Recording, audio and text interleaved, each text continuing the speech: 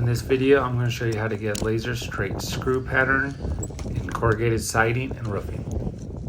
First, you want to go ahead and stack your steel even, making sure it's even on each end. Take multiple vice grips and clamp it down. Next, we're going to get out our tape measures so we can measure where we're going to mark it. And then, since our girt pattern's every 2 foot, we make marks every 2 foot.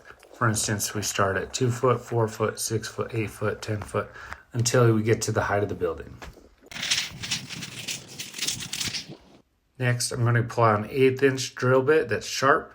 We want to have a little undersized drill bit than the screw, so when the screw goes in, it torques it to the exact size. You do not want to use an oversized drill bit. Next, I'm going to take my chalk box and go ahead and snap lines in the flats where the screws are going to go. That way we have no guessing of what the center is when we're drilling.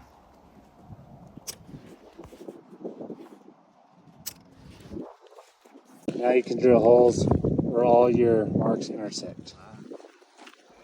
While drilling, just try to make sure you stay perfectly vertically straight both directions so they keep straight. Now you should have super straight lines as you unstack them one by one. Just make sure you get all that debris off, otherwise it will cause rust and you don't want that.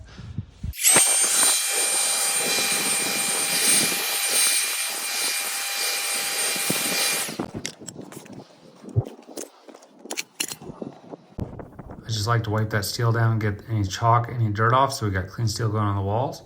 And there we go. We got all our steel drilled and ready for install. Hopefully this tip can help you get super straight screw pattern.